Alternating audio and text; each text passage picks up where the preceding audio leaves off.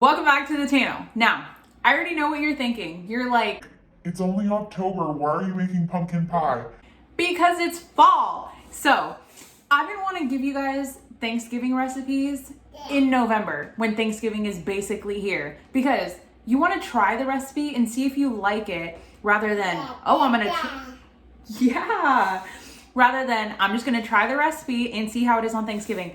No, this is not a dessert that's gonna last very long on the table. You know when you go to a potluck and there's like two pies right next to each other, but one of them is basically full and the other one has like a slice left? Somebody didn't know how to bake a pie. Now I'm gonna tell you, I'm not baking my pie crust. Why do I keep saying that? It's not that I'm not baking it. I'm not making mine from scratch. Now, every other time I've made a pie, I always make my pie from scratch. But that makes your pie process, and I'm literally talking about like dumping a few things and going like that, which takes less than 5 minutes. It makes it like an hour pie making time, not even cooking time. And who's trying to do all that? So I don't know.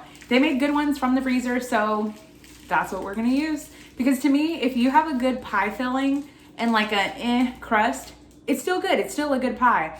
But if you have a bad filling and a good crust, then it's just crust. So we're getting the best of both, a good filling and a good crust. All right, let's make it. I forgot to mention that this is also only 5 ingredients. So the first ingredient is gonna be a can of pumpkin. This is just pure pumpkin, not pumpkin pie filling. So I got the, 29-ounce container because it was just cheaper. So I have a bowl here. I have a little measurement, what do you call this? A food scale. But you could always just use a can that's actually 15 ounces. So we're gonna get our ounces here and add 15.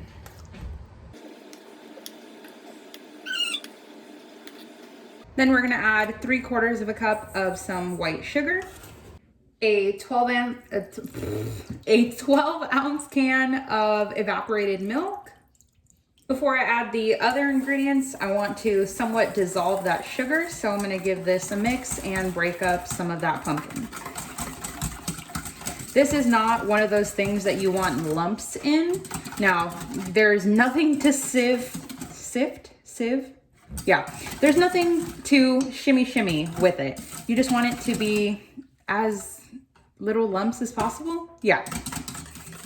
Then we're gonna add 2 eggs. Oh, look at me over here trying to be fancy. Let's see, can I do it again? Oh, epic fail. Then we can add our pumpkin pie spice. If you don't have pumpkin pie spice, they also make apple pie spice, which is literally the exact same thing, or you could just do cinnamon. So easiest way, break up both of the yolks and give it a mix. I like to make sure all of this is like super well incorporated because I don't want any bit to taste any better than the rest of the pie or any worse. Okay, I think this is perfect. Maybe a little bit more pumpkin pie spice, and then we can work on our crust. So I have the Pillsbury Pet Ritz. I have no idea what that is, but Pillsbury Deep Dish Pie Crust, I almost said pizza crust. This has 2 shells in it, and I believe it was like $1 and some change. I don't know, but I'm telling you, after you have all the ingredients for making your own pie crust, this just comes out cheaper and it's already done for you.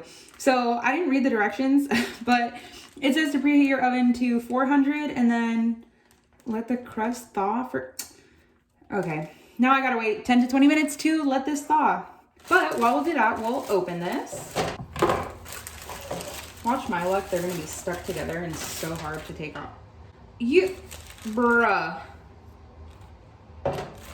Y'all see this? It is cracked. What the hell?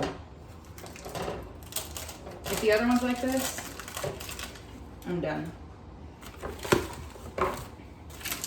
Oh, thank you, Jesus. Okay, well, this one was not cracked, thank goodness. So I guess I'm gonna let that sit and thaw. Wow, that's so disappointing. Okay, well, maybe I can let this one thaw too, and I know I can just like press it together. That's so annoying. Okay, Pillsbury, I'm coming for you. Before our pie goes in, you just want to prick the bottom with the tip of a fork or a knife. You don't want to go all the way through because of course you don't want your pie filling to leak out, but you don't want your pie shell on the bottom to raise like a cookie. So that looks pretty good. Now we're gonna throw this in the oven for 11 minutes at 400. It's out of the oven after 11 minutes and it looks good. You're not wanting it to be super brown and pretty because you still have to put your pie filling inside. So these bubbles are fine once you put the rest of your filling in there. It's just gonna fill it up. Now, after we very carefully poured all of our pie filling in here, it is like filled to the brim. And you wanna make sure you have it on a sheet tray because trust me, if you throw a pie in, I almost said the refrigerator, in the oven, it will end up all over the bottom. So just in case it happens to spill, which it won't, but just in case, you have like your little insurance plan here. So we're gonna throw it in at 425 for 15 minutes. And then after that, we will turn it down. Now we can turn the heat down to 350 and let it bake for 60 minutes.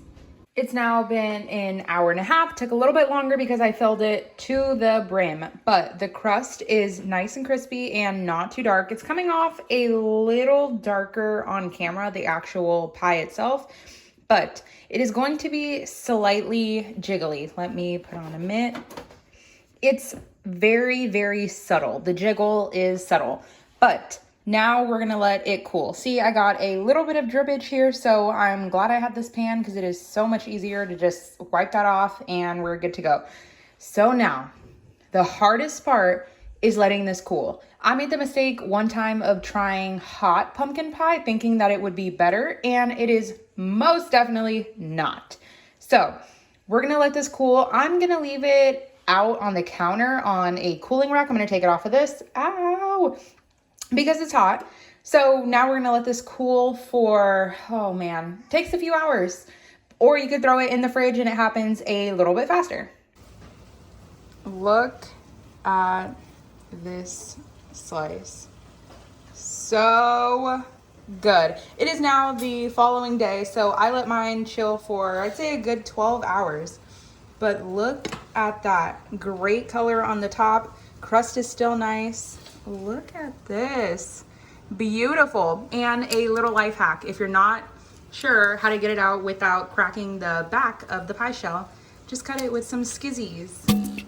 Look at that.